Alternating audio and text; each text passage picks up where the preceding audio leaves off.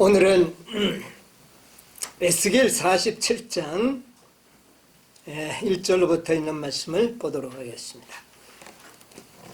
에스겔 47장 에스겔 47장 1절로부터 있는 말씀 제가 보겠습니다. 그가 나를 데리고 전문에 이르시니 전의 전면이 동을 향하였는데 그 문지방 밑에서 물이 나와서 동으로 흐르다가 전 우편 제단 남편으로 흘러내리더라.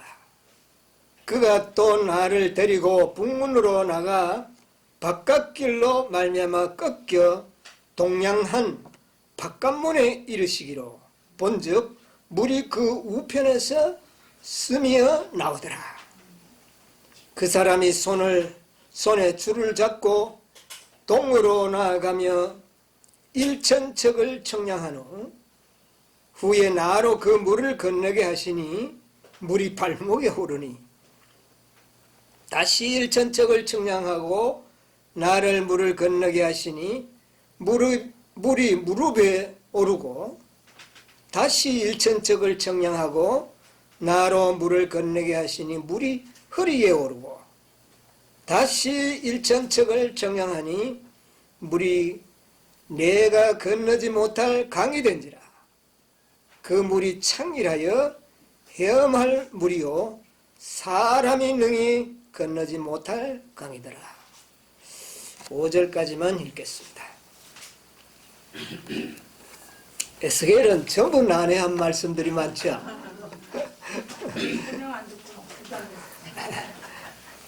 이 말씀도 정말 관심이 있게 우리가 많이 읽었지만 명쾌하게 우리가 이해하지는 아마 못하고 계셨으리라 믿습니다. 저 역시도 이 말씀을 깊이 연구하기 전에는 참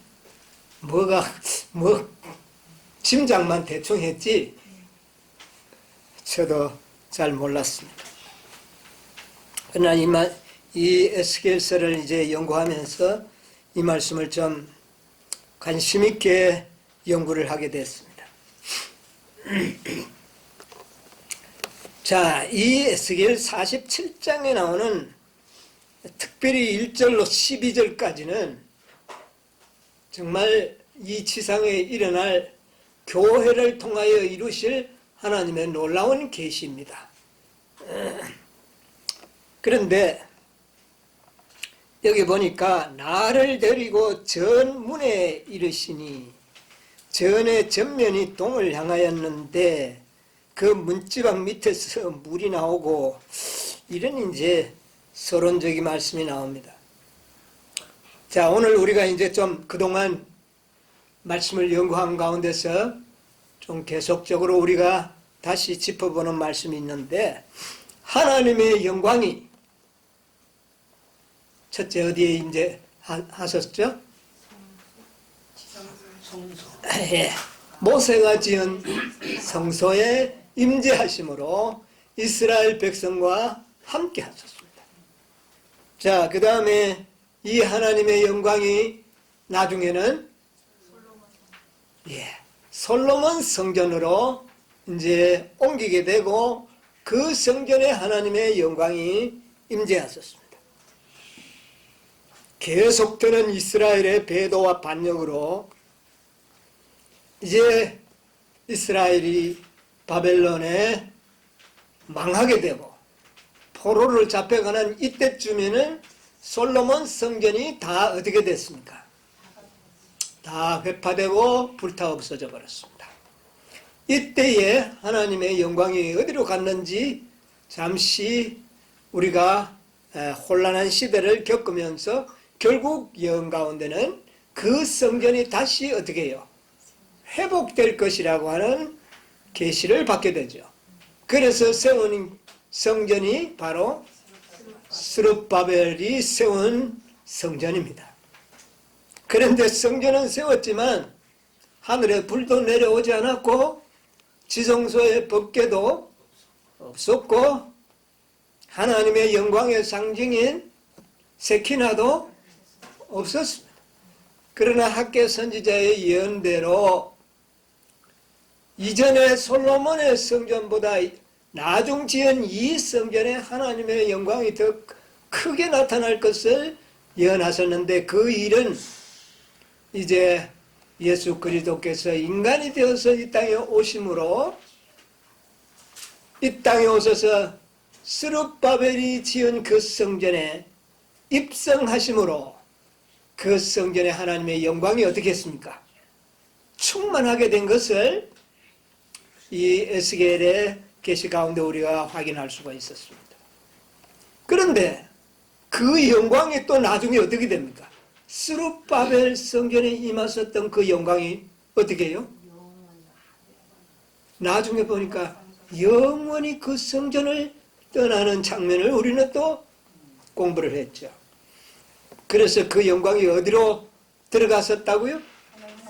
하늘 성전으로 들어갔어요. 그래서 하늘 성전이 하나님의 영광으로 가득 차게 되는 계시의 모습을 우리는 지난 안식일에 또 보았습니다. 그리고 난 다음에 이 계시록 에스겔 47장에 보니까 또 하나님께서는 에스겔을 데리고 어떻게 하죠? 전문에 또 보게 하시고, 그 다음에 그 전면에 동을 향하였는데 그 문지방 밑에서 뭐가요?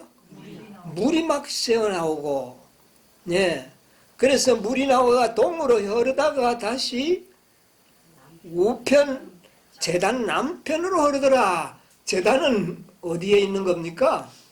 뜰에 있는 것이죠. 그러니까 저 성전의 문지방에서 발원된 물이 제단을 향하여, 우편을 향하여 이제 흘러나오는 장면을 보게 되는 겁니다. 자, 그래서 그가 또 나를 데리고 북문으로 나가서 바깥길로 말미암아 꺾여 동양함 바깥문에 이르시기로 본즉 그 우편에서 어떻게 해요? 그 성전 안뜰문에 있던 그 문지방에서 새어나던 물이 바깥문에서 또 어떻게 해요? 물이 나오는 것을 보게 되는 겁니다. 그런데 그 물이 나와가지고 흐르는데, 처음에는 뭐 이렇게 흐르는데 1천척을 청량하고 난 다음에 건널 때는 물이 어느 정도요? 뭐 발목에 될 거 아니었어요. 그 다음에 또 1천척을 청량하니까 무릎까지 올라오고, 또 1천척을 청량하니까 허리까지 오고, 그 다음에 네 번째 또 1천척을 청량하니까 어떻게 해요? 이거는 사람이 건널 수 없는 아주 많은 물이 되었더라. 이는 수영을 잘하는 사람이나 건너가지 건널 수 없는, 사람이 건널 수 없는 그런 강이 됐다. 이런 계시를 보여줬는데 이게 과연 무슨 계시인가? 이게 이거는 우리가 임의로 해석하기란 해석을 할 수는 있겠지만 3000% 빠지기 십상입니다. 천상 하나님의 선지자의 계시가 좀 필요합니다. 사도행전 13쪽에 보면 마지막 하나님의 선지자가 이 에스겔 난해한 이 구절을 좀 코멘트하면서 힌트를 주신 말씀이 있어요. 우리 한번 보도록 하겠습니다. 화이주석 47장 8절로 12절에 보면 그 사도행전 13쪽의 말씀을 기록하고 있습니다. 놀라운 것은 교회를 통하여 당신의 이름이 영화롭게 되도록 계획하신 것이다. 이 일의 묘사는 치유의 강에 대한 에스겔의 계시 중에 꼭까지 보겠습니다. 자, 놀라운 것은 교회를 통하여 하나님의 이름이 영화롭게 되도록 뭐 하셨다? 계획하셨다. 이 일의 묘사는 치유에 대한 에스겔의 계시 중에 주어졌다. 그런데 그 계시가 바로 에스겔의 계시가 방금 우리가 읽은 뭡니까? 에스겔 47장 방금 우리가 읽었던 1절로 5절의 내용이 이 속에 고스란히 들어있어요. 그러니까 에스겔 선지자가 본 이 계시는 교회를 통하여 하나님의 영광이 이름이 영화롭게 되도록 계획하신 일을 보여주는 뭐라는 말입니까? 계시요 예언이라는 말씀입니다. 자, 그래서 거기에 쭉 보니까 1절로 12절까지 있는 내용을 함축하고 있는데 이물이 동방으로부터 한번 읽어보세요. 이물이 동방으로 향하여 흘러 예, 계속 예. 아라비아로 내려가서 바다에 이르리니 이 흘러내리는 8절부터입니다. 이거 8절을 인용한 말씀이에요. 계속 이 보세요. 흘러내리는 물로 그 바다의 물이 소성함을 얻을지라. 이 강물이 이르는 곳마다 번성하는 모든 생물이 살고 강 좌우 가에는 각종 먹을 실과나무가 자라서 그 잎이 시들지 아니하며 실과가 끊치지 아니하고 달마다 새 과실을 맺으리니 그 물이 성소로 말미암아 나옴이라. 그 실과는 먹을 만하고 그 잎사귀는 약재가 되리라. 이거까지요. 자, 그래서 이 말씀을 47장 1절로 5절의 말씀을 이제 8절로부터 12절까지 풀어서 설명한 말씀입니다. 이게. 그런데 이 모든 예언의 성취가 무엇을 통하여 이루어지겠다? 예, 교회를 통하여 이루어지겠다 하는 말씀이에요.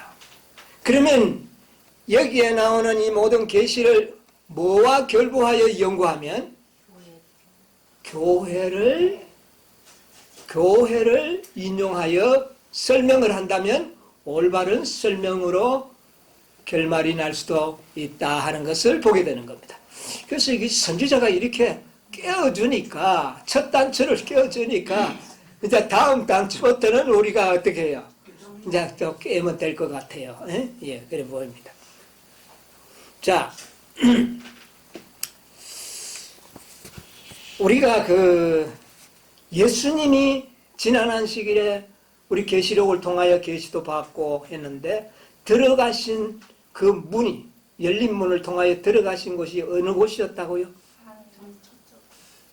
하늘 성소의 첫째 칸이었다. 예. 물론 이 에스겔에는 안뜰이라고 표현됐지만 그게 왜 안뜰인가를 이제 우리가 좀 또 지난 안식일에서 설명을 했지만 오늘 또 좀 제가 설명을 해드려야 되겠습니다. 여기에 보면 이런 말씀이 있어요.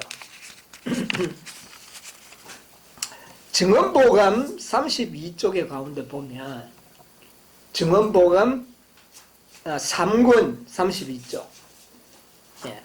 여기 보면 이런 말씀이 있습니다. 지상의 교회는 하늘에 있는 하나님의 교회와 하나이다. 그러니까 하늘 성소와 이 지상의 교회는 하나다. 연결되어 있다. 이렇게 이해하시면 됩니다. 하나이다. 땅 위의 사자들과 결코 타락한 일이 없는 하늘의 존재자들로 한 교회를 형성한다. 하늘의 모든 지성적 존재들은 땅에서 성도들이 하나님을 경배하기 위하여 모이는 집회에 흥미를 가진다. 오늘 우리 안식일 집회도 흥미 가지겠죠. 그들은 잘 들었어요. 그들은 하늘의 안뜰에서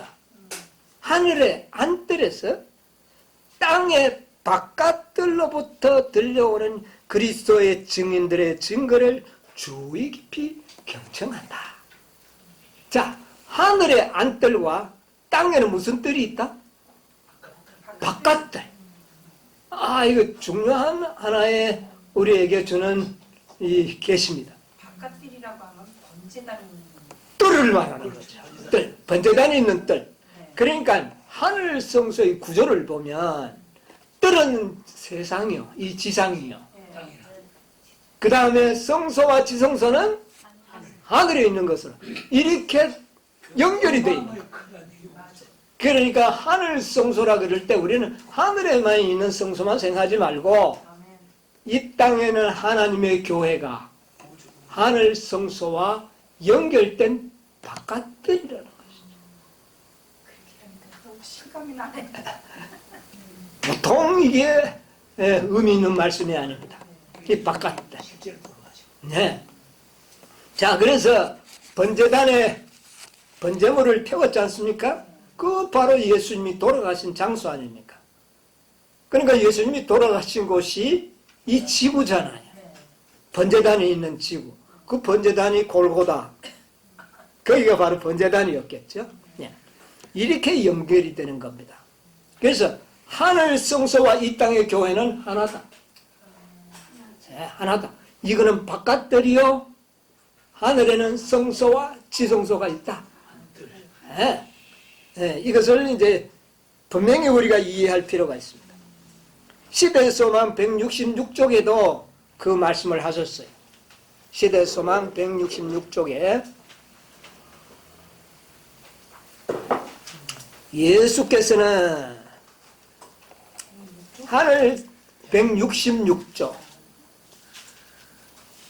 예수께서는 하늘 성소에서 봉사하시는 한편 어떻게 해요? 그의 성령으로 여전히 지상의 교회를 섬기는 자가 되신다. 그랬죠? 그래서 하늘 교회와 지상의 교회가 사실 연결되어 있음을 여기서도 말씀하고 있는 겁니다. 자, 그 다음에 사도행적 11쪽 사도행적 11쪽에도 그렇게 말씀했었어요. 11쪽 교회는 반역한 세상에서 찾았나요? 교회는 반역한 세상에서 하나님이 보유하고 계시는 당신의 요새요, 도피성이다. 교회에 대한 어떠한 배신이든지 그것은 당신의 독생자의 피로 인류를 사신 하나님께 대한 반역이다. 태초부터 충성스러운 백성들이 지상의 교회를 설립하였다.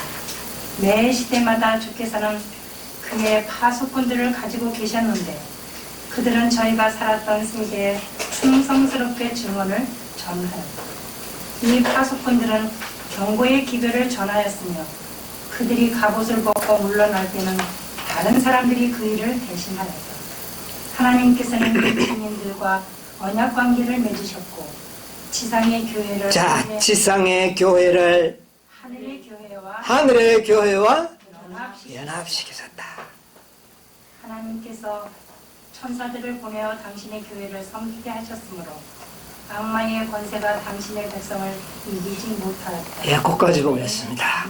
여기 보니까 분명하게 선지자가 우리에게 말씀하셨습니다.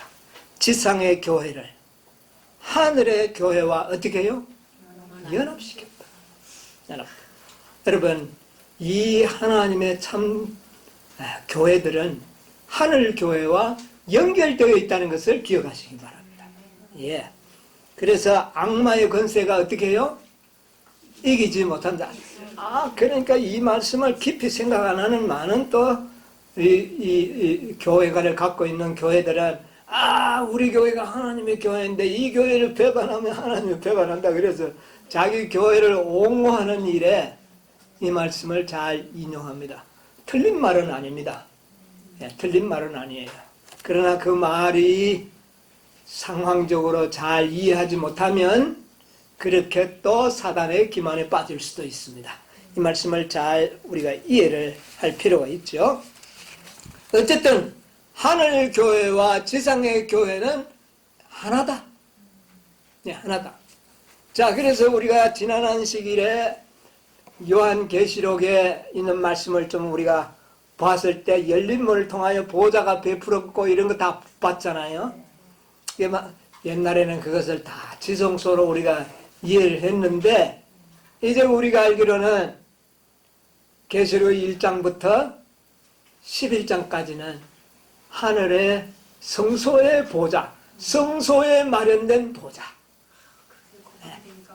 예, 성소에 마련된 보좌였다. 베풀어진 보좌. 예. 그래서 초기문집에 나오는 마지막 선지자가 성소에 하나님의 보좌가 있었던 때 그 보좌가 어디로 옮겨가는 것? 지성소로 옮겨가는 모습과 아주 일치하게 내용들이 하나도 모순 없이 이것이 잘 조화를 이루는 것을 우리가 보게 되는 겁니다. 자, 이것을 우리가 조금 이렇게 생각해 봤을 때 요한계시록 1장을 잠시 한번 좀 우리 보고 또 앞으로 나가도록 해보겠습니다. 1장에 보면 1장의 계시는 7교회에 대한 계시잖아요. 그렇죠? 7교회에 대한 계시인데 이 계시는 예수님이 어디에 다니시는 것으로 나타납니까? 촛대 사이에. 그런데 그 촛대는 교회라 그랬잖아요. 그러면 촛대는 성소의 몇째 칸에 있습니까? 첫째 칸에 있어요. 그러니까 예수님이 부활 승천하신 이후에 성소에 계시면서 교회를 어떻게 해요? 관리하시고 보호하시고 인도하시는 장면을 계시 가운데로 본 것이지요. 그래서 촛대 사이 첫째 칸에서 거니시는 장면이 나옵니다. 그래서 2장부터는 7교회가 쫙 나와요. 그렇죠? 근데 7교회 계시를 보여주고 난 다음에 4장에 뭐를 봤어요? 4장 1절 한번 봅시다. 4장 후에 내가 보니 하늘에 열린 문이 있는데 내가 들은 바 처음에 내게 말하던 나팔 소리 같은 그 음성이 가로되 이리로 올라오라 이후에 마땅히 될 일을 내가 자, 4장 1절에 보니까 열리는 문을 보았습니까? 열려져 있는 문을 보았습니까? 열려져 있는 문을 본 것입니다. 무슨 말인지 알죠? 예. 예, 이미 열려 있는 문이라 그 말입니다. 열려 있는 문. 그러니까 1장과 3장에 나오는 그 7교회, 촛대 사이에 거니시는 모든 것이 사실은 첫째 칸에서 있었던 일을 먼저 보여준 겁니다. 먼저 보여주고 열린 문을 통하여 요한을 들어오도록 해서 그 성소 첫째 칸에 베풀어진 하나님의 보좌를 어떻게 해요? 보여준 것이에요. 자, 그런데 11장 19절에는 이에 하늘에 있는 하나님의 성전이 열린 여기는 보니까 열려져 있는 문이니까 열리는 문입니까? 예, 열리는 것을 보여준 겁니다. 그러니까 이거는 몇째 칸이라는 겁니까? 둘째 칸이라는 것을 구별할 수가 있다 그 말입니다. 예, 그래서 계시록 1장부터 19장까지의 내용은 예수님이 성소에 계실 때 보여주신 계시였다. 이렇게 구분을 해서 우리가 연구를 해보자 그 말이죠. 그 다음에는 12장부터 그 이후에 계시는 예수님이 어디에 들어가시고 지성소에 들어가시고 난 다음에 보여주신 계시였다. 이렇게 우리가 좀 구분을 해보자 그 말이죠.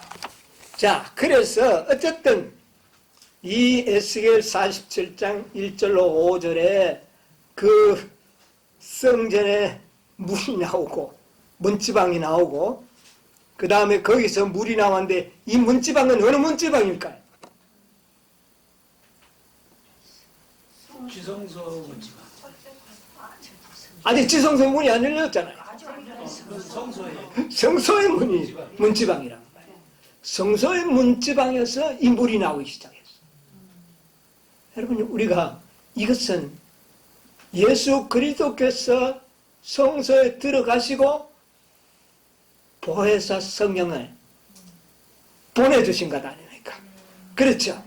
그래서 하나님의 보혜사 성령을 통하여 이 땅의 교회에 나타날 하나님의 충만함을 4번의 청량을 통하여 그렇게 보여준 겁니다.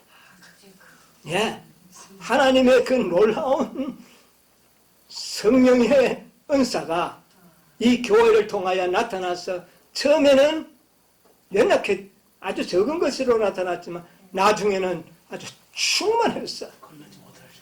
사람이 건너지 못할 강이 된다.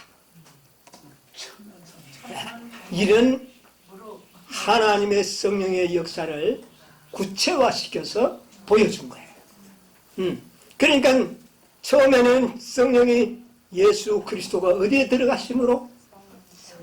하늘 성소에 들어가심으로. 그가 하늘 보좌 우편에 앉으실 때 이 땅에는 누가요? 성령을 보내주셨다. 그래서 그 물이 하늘 성소의 문지방에서 솟아오르기 시작했다는 겁니다. 그런데 2절에 보니까 그가 나를 또 데리고 북문으로 나가서 어떻게 해요?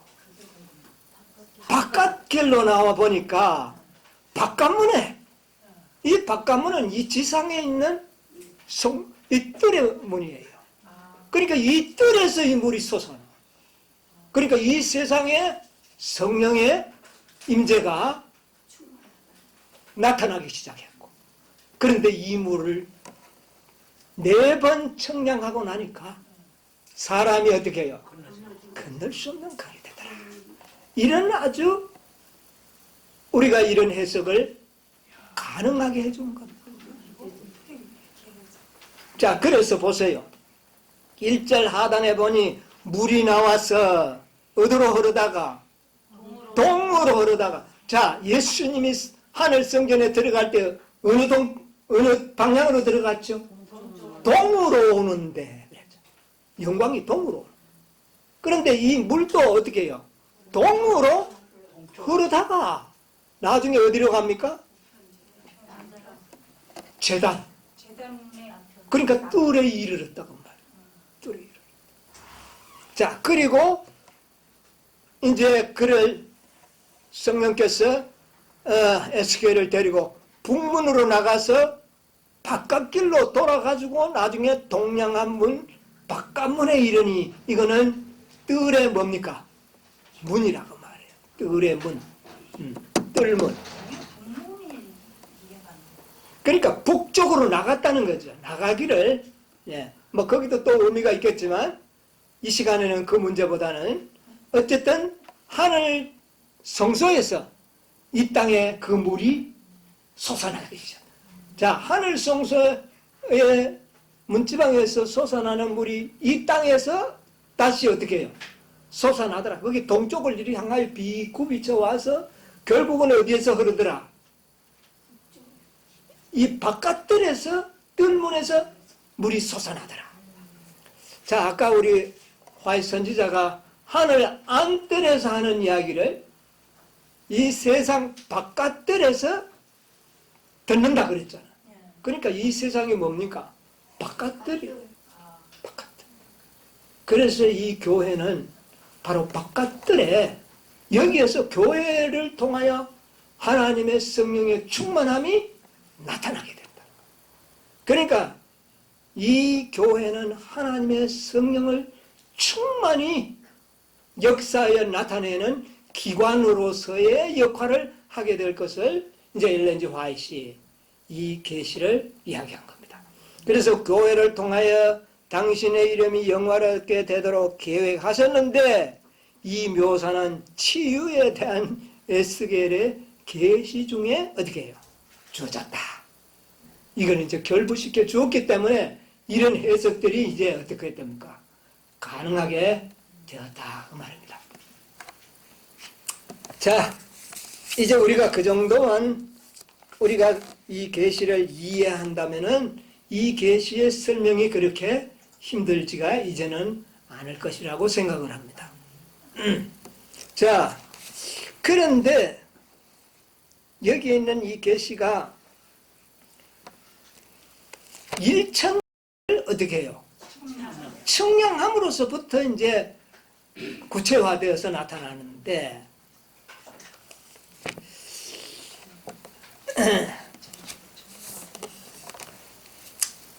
자, 우리가 이제 이 줄을 가지고 청량하는 일이 또 나왔다는 이야기입니다.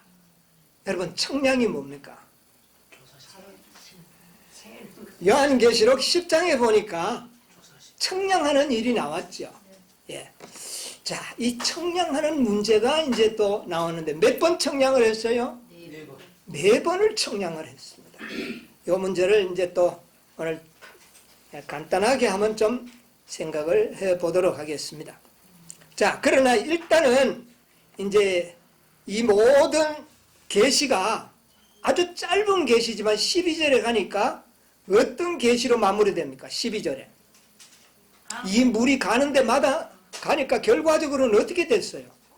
좀 먹을 실과 나무가 자라고 자라서 그 잎이 시들지 아니하며 실과가 끝이지 아니하고 달마다 새 실과를 맺히리니 그 물이 어떻게 해요? 성소로 말미암아 나옴이라. 다시 말하면 교회로 말미암아 나옴이라. 그 실과는 먹을 만하다 그랬어요. 여러분, 먹을 만한 실과 뭐가 먹을 만할까요? 말씀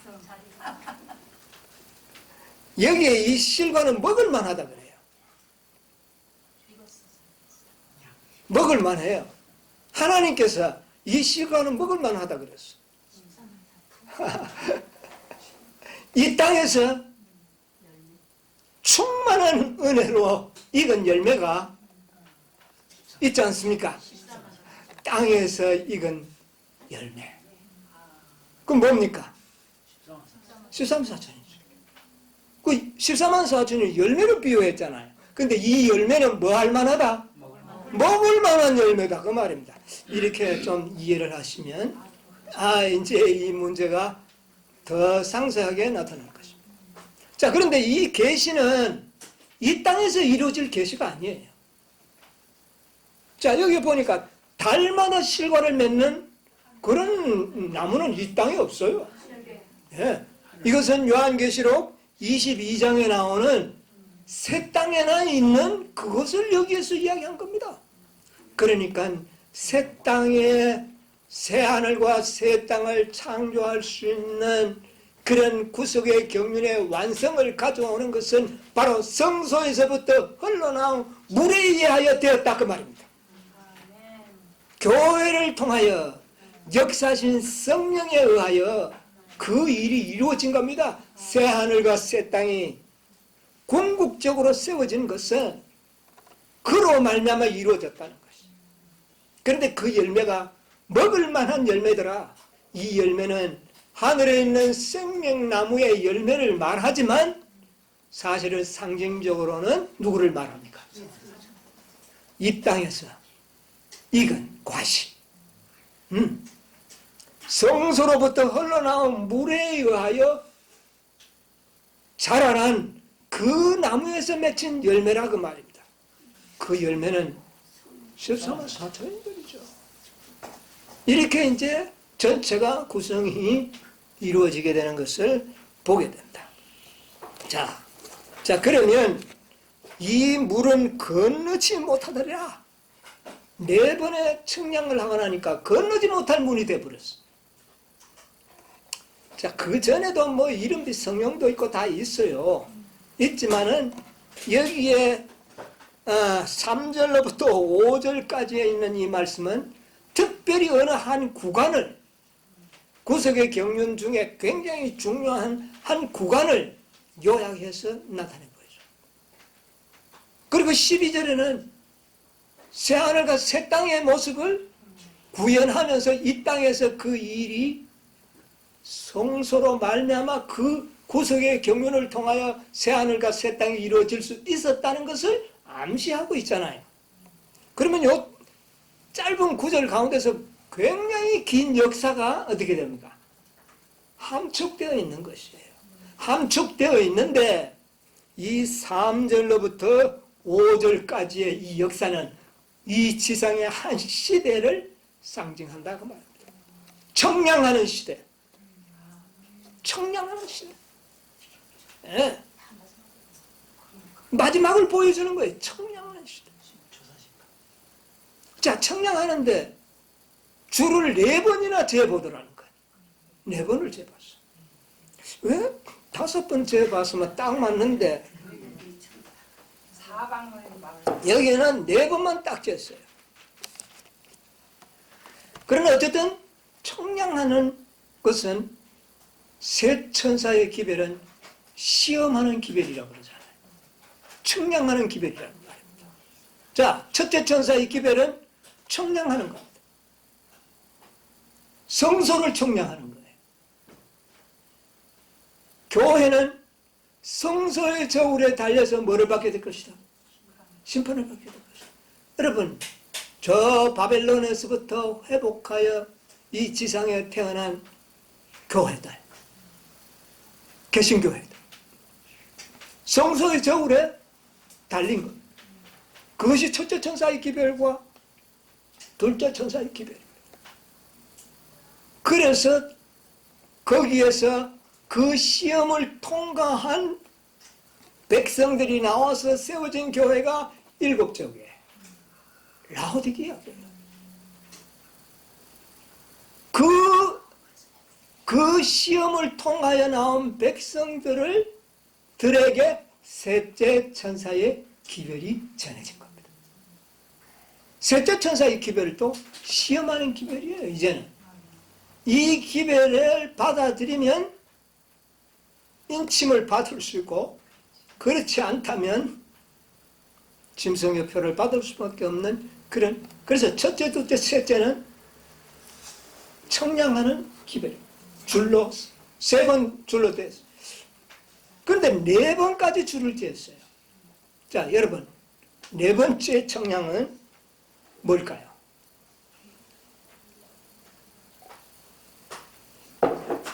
여러분, 계시록 18장을 보면, 제가 처음에 종종 그런 말을 해요. 18장의 1절을 보면 사실은 한 천사가 내려오는 것으로 되어 있어요. 한 천사가 내려오는. 그런데 2절로 이제부터 설명이 될 때에 그것이 또 구분이 되어요. 그러나 처음에 18장 전체는 하나의 목적을 가지고 있는 한 천사의 목적이라는 겁니다.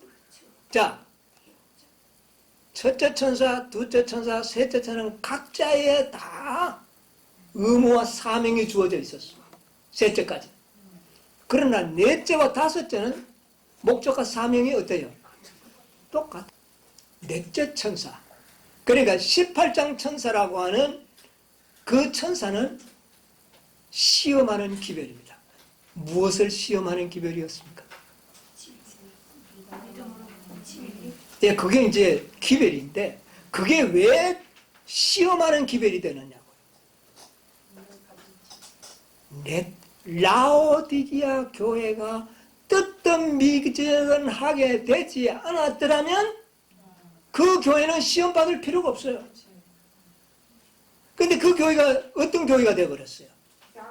뜨뜻미지근한 교회가 되었기 때문에, 다시 말하면 믿음으로 말미암은 의의 기별을 잃어버렸기 때문에 다시 한번 믿음으로 말미암은 의의 기별이 그 교회에 어떻게 해요?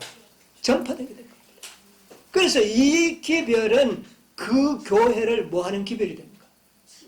시험하는. 그래서 라오디게아 교회의 기별에 의하여 교회의 운명이 어떻게 해요? 운명이 달려 있었다. 초기 문집에 그렇게 말했죠. 그것은 넷째 그 계시록 18장 천사를 일컬어서 하는 말입니다. 교회는 7째 교회밖에 없어요. 그것이 마지막입니다. 7째 교회를 시험하는 기별이었다면 교회는 7째밖에 없어요. 8째는 없어요. 그러므로 4번째로 시험하는 일은 어떻게 되는 겁니까? 끝이 나는 거죠. 그래서 요한계시록에는 8교회가 아닌 몇 교회가 나옵니까? 7교회가 나오고, 그 다음에 7교회 다음에는 여자의 남은 자손이 나오게 될 뿐이에요. 근데 여자의 남은 자손은 8째가 아니고 글자 그대로 남은 자손이에요. 여자의 남은 자손이에요. 그러므로 시험은 청량줄을 몇 번 하는 것으로 나타납니까? 4번 나타나는 것이죠. 5번 나타날 필요가 없어요. 자, 그러면 여기에 있는 이 모든 과정들이 청량한다는 것은 뭔가를 시험했다는 거예요. 조사했다는 것. 그래서 세 천사의 기별과 계시록 18장 기별은 청량하는 기별이었어요. 네. 그런데 이 18장 천사의 청량하고 난 다음에 물이 어떻게 됐습니까? 창이라고 도무지 사람이 어떻게 해요? 건널 수 없는 강이 되어버렸다. 이것은 마지막 조사 심판이 마치면 이 땅에 하나님의 풍성하신 늦은 빛 성령이 임하게 되면 이 강은 사람이 건널 수 없는 강이 됩니다. 누가 우리를 그리스도의 사랑해서 끊으리요? 이 강은 어떤 사람도 건너지 못합니다. 사도 바울이 이야기했듯이 히브리서 11장 38절에 이런 사람은 세상이 어떻게 해요? 감당지 못한다. 이거는 사람이 건널 수 없는 강이다. 성령의 충만함을 받은 사람은 세상이 감당할 수 없는 사람이 되어버려. 이것은 성령의 뭡니까? 충만함이 그때 이루어지고 그때의 이 물은 모든 바다를 소생하고 나무에 실과를 맺히게 하고 그 잎사귀는 시들지 않는 잎사귀가 되게 하고 그 열매는 먹을만 하더라. 여러분, 늦은 빛 성령을 받고 맺혀진 이 숙성된 열매는 먹을만 할까요? 너무 맛있을 거예요. 먹을만한 열매, 하나님께서 받으실 만한 열매가 되는 것이죠. 이것이 바로 치유의 강 속에서 나타나는 놀라운 계신 겁니다. 구속의 경륜이 상당히 우리에게 뚜렷하게 밝아오고 있지 않습니까?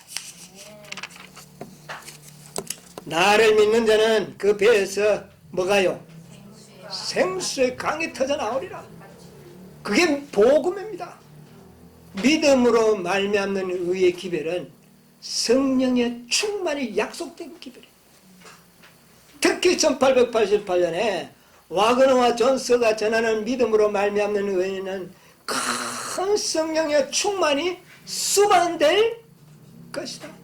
사람이 건널 수 없는 그런 충만이 임할 것이다. 그래서 그 생수의 강물은 복음의 강입니다. 복음의 강이에요. 믿음으로 말미암는 의다 그 말입니다. 자, 우리가 이런 빛 성령을 통하여 이미 그것을 사실은 좀 맛을 보여줬죠. 이런 빛 성령이 말입니다. 이런 빛 성령이 부어졌을 때에 그 이런 빛 성령을 받은 12명과 불과 몇 사람 되지 않는 사람들이 그때부터는 세상이 그들을 감당할 수 있었나요? 감당할 수 없었어요. 그래서 불과 1세기도 채 지나기 전에 세상의 복음은 온 세상을 어떻게 해요? 바다에 들어가가지고 이 물이 바다로 흘러 들어갔잖아. 사해로 흘러 들어갔어요. 죽은 바다. 그러니까 이 물이 들어가니까 생물들이 어떻게 했죠? 이 치유의 강을 보니까 막 살아났어요. 여러분, 이런 빛 성령을 받은 제자들과 그 많은 사도들이 온 세상에 나와서 복음을 전파할 때에 죽은 바다에서 뭐가 살아나는 겁니까? 각종 고기들이 살아나는 경험을 이미 했어요. 물이 가는 곳마다. 예, 이 물이 가는 데마다 다 살아나. 이 복음이 전파되는 상황을 그렇게 비유한 거예요. 골로새서 1장 23절에 보면 사도 바울 때에 이미 복음은 온 세상에 어떻게 해요? 온 세상에 전파된지라. 그렇게 이야기했잖아요. 온 세상에 전파된다. 여러분, 이 로마가 다니엘서 보면 어떤 짐승으로 나타났죠? 붉은 용으로 나타났죠. 아주 무서운 용으로 나타나지 않았습니까? 그 용에 의하여 하나님의 선민이었던 이스라엘 백성들이 어떻게 됐어요? 멸망당했잖아요. 그래서 로마가, 사단의 앞잡이였던 로마가 하나님의 백성들을 점령해버렸습니다. 이제 끝날 것처럼 보였는데 희한하게도 이 물이 막 스며들어가 이게 막 솟아오르는데, 이건 솟아나오는 물은 막을 길이 없어요. 예? 이 물이, 복음의 물이 나중에는 로마로 흘러들어가가지고, 로마는 이스라엘을 점령했지만 복음은 어느 나라를 점령해버려? 로마를 점령해버렸습니다. 로마의 가정 복음이 확산되어가지고 로마로부터 전 세계에 뭐가 들어가 버렸습니다. 복음이 전파돼. 놀라운 일. 그래서 이스라엘은 멸망했지만 그 남은 자손들에 의하여 복음은 온 세상을 점령하는 이런 놀라운 역사를 이미 우리는 경험했다고 말입니다. 자, 그런데 이 일이 한 번 더 일어날 겁니다. 이 일이 한 번 더 일어날 것을 청량하는 것으로 나타내 보여준 거예요. 네. 4번의 청량이 맞춰지면 또 한 번 그렇게 될 것을 우리에게 이야기합니다. 늦은 빛 성령이, 예. 자, 요한계시록 22장 1절 2절에 하면 우리 이 마지막 12절과 하면 어떻게 결부되는지 한번 비교를 한번 해보십시다. 22장 1절 2절. 또 저가 수정같이 맑은 생명수의 강을 내게 보이니 하나님과 및 어린 양의 보좌로부터 나서 길 가운데로 흐르더라. 강 좌우에 생명나무가 있어 12가지 실과를 맺히되 달마다 그 실과를 맺히고 그 나무 잎사귀들은 만국을 소성하기 위하여 있더라. 자, 그러니까 이 말씀이 새하늘과 새 땅의 장면을 요한이 본 거거든요. 그런데 사실 이 말씀은 이미 에스겔 47장 12절에 이미 말씀하신 거예요. 네, 교회를 통하여 이런 놀라운 구속의 역사가 완성될 것을, 잃어버렸던 낙원이 다시 어떻게 해요? 회복되는 것까지 보여준 거예요. 무엇을 통하여? 무엇을 통하여? 교회를 통하여. 교회를 통하여. 이 모든 것은 교회를 통해서 이룬다는 거예요. 성소로부터 그 물이 어떻게 해요? 나왔지 않습니까? 성소는 하늘 성소와 이 지상의 교회는 어떻다? 하나다. 그래서 하늘에서 나온 물이 이 땅의 바깥물에서 막 솟아올려서 세상을 점령하는 이런 장면을 우리가 이제 보게 된 거 아닙니까? 자, 그런데 결국 이 물이 이 새하늘과 새 땅까지를 만들어내는 겁니다. 그러니까 교회를 통하여 하나님의 원대한 구속의 경륜을 완성시킬 것이다. 그것이 바로 사도행전 13쪽에 나왔던 그 말씀입니다. 교회를 통하여 하나님께서는 당신의 이름이 어떻게 해요? 영화롭게 될 것이다. 이 연이 이루어질 것을 이야기하는 거예요. 여러분, 이 교회가 어떻게 됩니까? 교회를 통해서 된다고 그랬는데, 그러니까 많은 교단들이 봐라, 교회를 통해서 되지 않느냐, 그래가지고 교회 떠나면 안 된다고 야단들을 한다. 그런데 성경을 더 자세히 봐야 돼. 자, 요한계시록 2장 1절로 4절 한번 읽어봅시다. 7 교회를 보여줬잖아요, 1장에. 자, 그 다음에 첫 번째 교회를 거기 나타내 보여줍니다. 한번 읽어보세요. 에베소 교회의 사자에게 편지하기를 오른손에 7 뼈를 붙잡고 7 금 촛대 사이에 다니시는 이가 가라사대. 내가 내 행위와 수고와 내 인내를 알고 또 악한 자들을 용납지 아니한 것과 자칭 사도라 하되 아닌 자들을 시험하여 그 거짓된 것을 네가 드러낸 것과 또 네가 참고 내 이름을 위하여 견디고 게으르지 아니한 것을 아노라. 그러나 너를 책망할 것이 있나니 너의 처음 사랑을 버렸느니라. 자, 여기서 봅시다. 자, 첫 번째 7교회 중에 첫 번째 교회는 상당히 어떻게 했습니까? 아주 칭찬도 있고 잘했습니다. 잘했습니다. 이거는 가시적인 교회입니다. 무슨 말인지 아시죠? 눈에 보이는 가시적인 교회예요. 가시적인 교회가 처음에는 잘했어요. 그런데 마지막쯤 되니까 그 교회가 어떻게 됐어요? 첫사랑을 잃어버리고 촛대를 옮길 수밖에 없는 처지가 버렸어요. 그랬죠? 이게 가시적인 교회, 첫 번째 교회입니다. 자, 뭐 그 안에 모든 교회를 다 이제 앞으로 이제 계시록을 공부할 때 이건 이제 나오겠지만 오늘은 마지막 교회 보자고요. 자, 마지막 교회 3장 14절로 15절. 라오디게아 교회의 사자에게 편지하기를 아멘이시여 충성되고 참된 증인이시여 하나님의 창조의 근본이십니다. 가라사대 내가 네 행위를 아노니 네가 차지도 아니하고 더없지도 아니하도다. 네가 차든지 더없든지 하기를 원하노라. 네가 이같이 미지근하여 더없지도 아니하고 차지도 아니하니 내 입에서 너를 토하여 내기. 자, 이제 됐습니다. 자, 마지막 교회는 어떻게 되어버렸습니까? 뜨뜻미지근하게 되어가지고 이제는 토해낼 수밖에 없는 그런 상태가 됐습니다. 그러면 이 교회들이 에베소 교회에서부터 라오디게아 7째 교회까지가 사단에 의하여 또 그의 대리자 바벨론에 의하여 점령당할 것을 예언당한 것입니다. 무슨 말인지 아세요? 옛날 이스라엘 백성이 로마가 아니라 바벨론에 의하여 점령당하고 나중에는 로마에 의하여 완전히 멸망당할 것이 예언되었듯이 첫째 교회와 7째 교회 가시적인 교회들, 오늘날 교단들, 가시적인 교회는 사단에 의하여 뭐 당할 것이요? 완전 정복당할 것을 얘기하는 것입니다. 그러면 어떻게 될 것이냐? 교회를 통해서 이룬다 그랬는데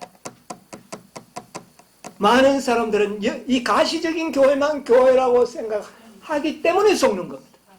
가시적인 교회는 사단에 의하여 전부 점령당합니다. 마치 이스라엘이 점령당했던 것처럼 점령당해요. 그런데 이제 지성소에 들어가시자마자 그 계시를 보여줍니다. 7교회가 다 망했는데 뭐를 보여주죠? 1절에 12장 1절에 지난한 식으로 우리 좀 보았습니다. 하늘에 큰 이적이 보이니 해를 입은 한 여자가 있는데 그 발 아래는 달이 있고 그 머리에는 12별의 면류관을 썼더라.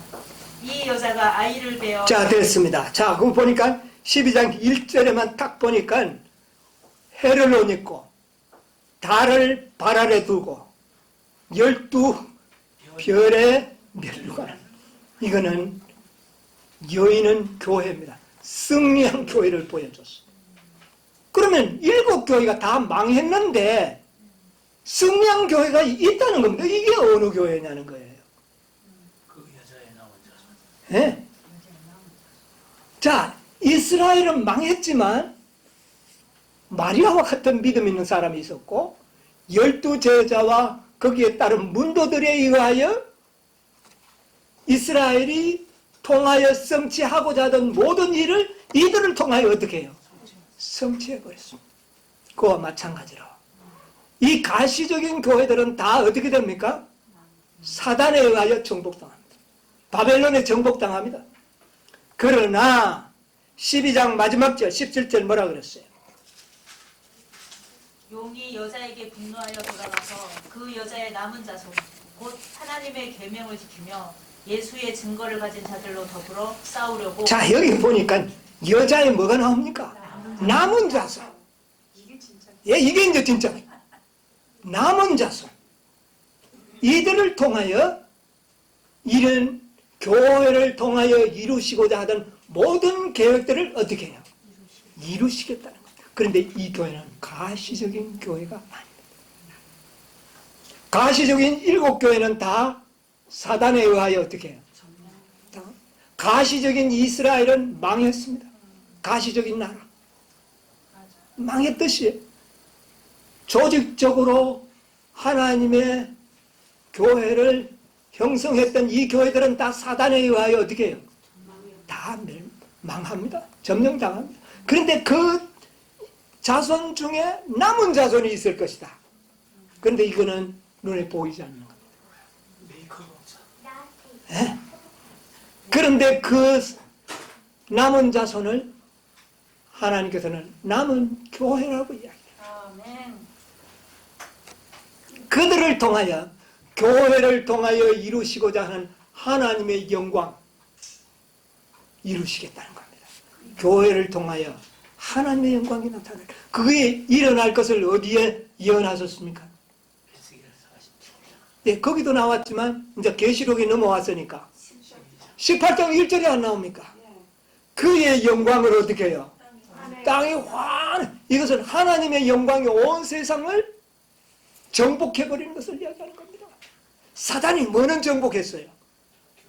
교회는 정복했지만 하나님께서는 그 교회는 정복다도는 내버려 뒀지만 그 남은 자손을 통하여 세상을 통치하는 참 사단이 통치하는 세상을 어떻게 합니까? 정복해버리는 아멘. 온 땅이 그의 영광으로 와 이것은 온 땅이 하나님의 영광에 의하여 정복당하는 것이죠. 이게 구속의 경륜입니다. 아멘. 예?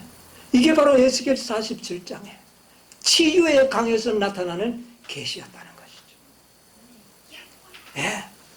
너무나도 정확하게 그래서 정말 우리는 이와 같은 놀라운 하나님의 구속의 경륜 속에서 여러분이요 4번째 청량을 하고 나니까 사람이 건널 수 없는 강이 되었어요. 이제 4번째 청량을 하고 있습니다. 이 시점은 청량을 하고 있어요. 4번째 청량입니다. 이것이 마치는 때는 사람이 건널 수 없는 강이 될 거예요. 늦은 빛 성령의 충만을 받은 사람은 이 세상에 짐승의 입과 거짓 선지자의 입과 그 다음에 개구리 같은 더러운 새 영이 이 남은 자손을 싸워서 정복하려 했지만 그들은 실패하게 될 것입니다.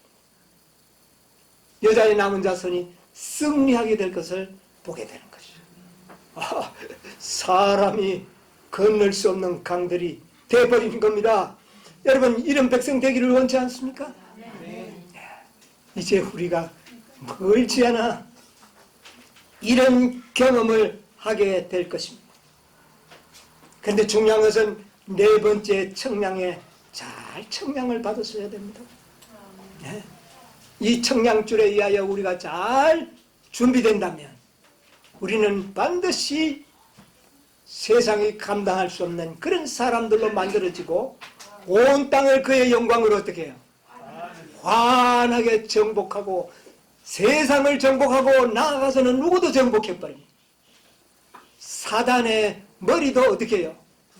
부숴버립니다. 이런 백성이 되도록 하는 것이 교회를 통해서 그래서 우리는 가시적인 교회도 하나님의 교회지만 이제는 그 가시적인 교회는 사단에게 정복당할 것이라는 것을 이미 알고 있는 백성이 되어야 된다고 말이에요. 그래서 마지막 이 치유의 경우에 마지막 백성들 사람이 건널 수 없는 그런 강물들이 되어서 하나님께 영광을 돌리고 온 세상을 정복하는 이 에베소 교회가 처음에는 이기고 또 이기려 하더라 그러는데 마지막 여자의 남은 자손은 이기고 또 이기더라 이렇게 될 것입니다. 모두가 이기는 백성들이 되시기를 간절히 바랍니다. 아멘.